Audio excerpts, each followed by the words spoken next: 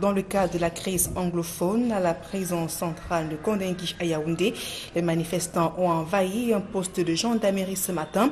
Toutes les rues sont bloquées, impossible d'effectuer le trajet Kumba à Boya depuis ce matin. Les forces de l'ordre sont descendues sur les lieux, tout comme à Kumba également dans la région du sud-ouest du Cameroun. On notait une forte mobilisation des manifestants dans les rues pour revendiquer une fois de plus la libération des personnes encore incarcérées dans le cadre de cette crise anglophone au Cameroun. Et les forces de l'ordre, faut-il le préciser, étaient impuissantes face à la détermination des manifestants.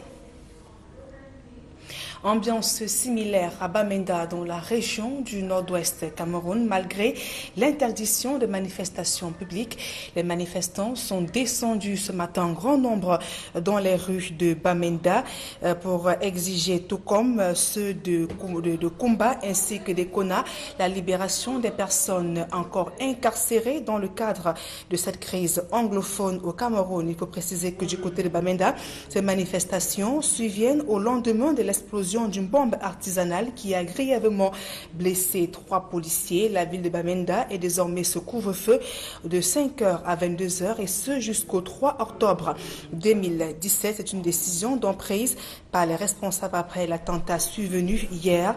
Des bombes artisanales qui ont été dissimulées suite des bancs de fortune de déflagration qui a grièvement blessé 3 policiers.